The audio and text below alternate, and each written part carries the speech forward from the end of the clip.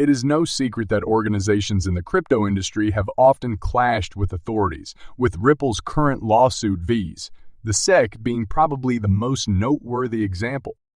However, the SEC is now suing even larger people in the crypto business. Binance and Coinbase, two crypto juggernauts, have become the latest to dispute with us authorities. The Ripple lawsuit summary judgment is one of the most anticipated occurrences in the cryptocurrency sector in 2020. Judge Annalise Torres approved and refused applications from Ripple and the U.S. Securities and Exchange Commission. SEC, on March 6, 2023.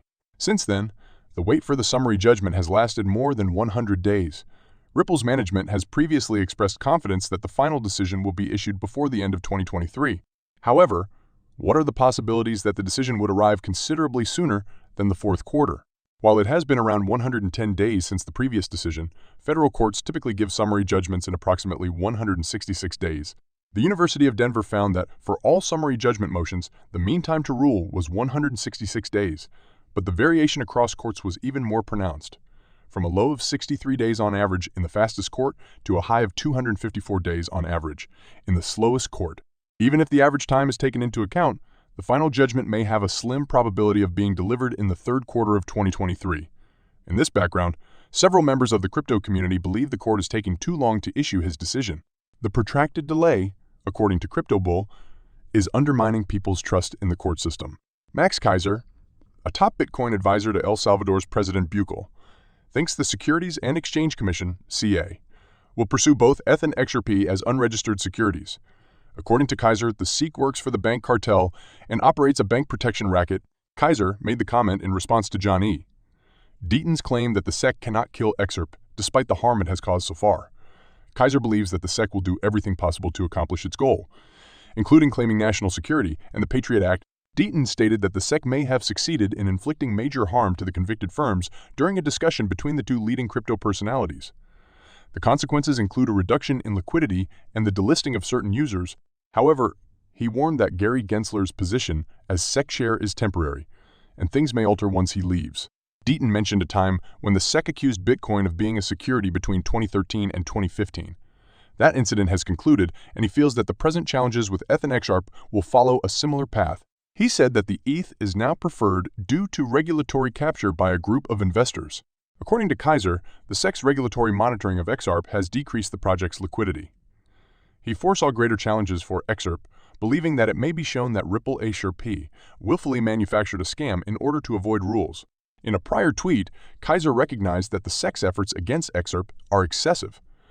However, he believes the regulatory agency will go to great lengths to destroy the initiative. Keiser thinks that XRP will not survive the SEC struggle and that it is just a matter of time until the authorities put an end to the project. Max Keiser, a famous Bitcoin supporter, has predicted the conclusion of the dispute between Ripple and the United States Securities and Exchange Commission, SEC.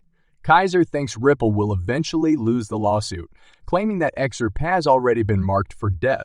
Keiser recently remarked in a tweet that the ongoing case is not about the law, but rather about getting rid of XRP.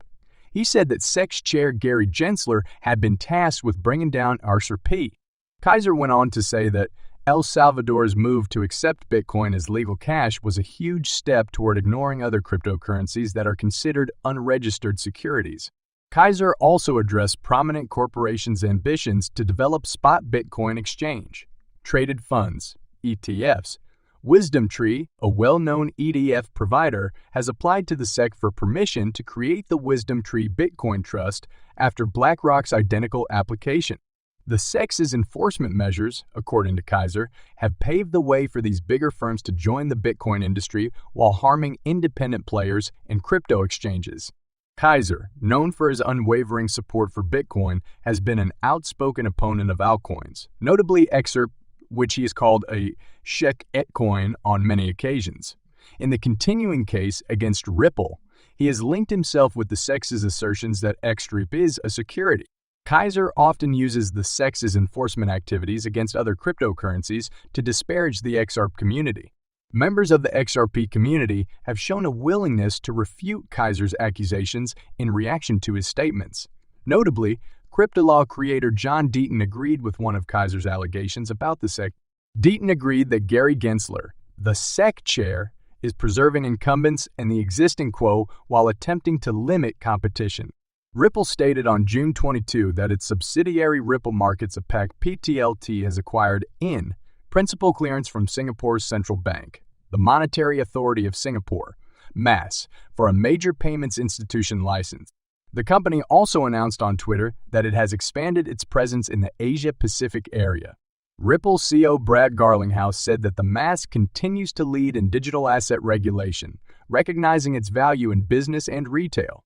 Garlinghouse will explain how investment and clear legislation may assist with digital asset innovation at a symposium in Switzerland on June 27 as part of Ripple's engagement with the MAS. Ripple's chief legal officer, Stu Alderodi, claims that nations building crypto regulatory frameworks turn to Singapore for developing a clear taxonomy and licensing framework. Ripple executives remain confident in their win before the U.S. Securities and Exchange Commission and reiterate that XRP is not a securities. With the ongoing legal action by the United States Securities and Exchange Commission, SEC, against Ripple Labs reaching a critical juncture with the recent public release of Hyman's speech, related documents, all eyes are now on Judge Analisa Torres for the much-anticipated summary judgment. Essentially, the Hyman papers revealed the SEC's preference for Ethereum over other cryptocurrencies. Hyman maintained that digital assets that were first sold as securities might become non-securities. However, he only recognized Ethereum as a non-security, whereas XRP investors are currently dealing with the Ripple litigation based on the same principle. Judge Torres made a decision in March 2023 on both sides' applications to exclude expert evidence.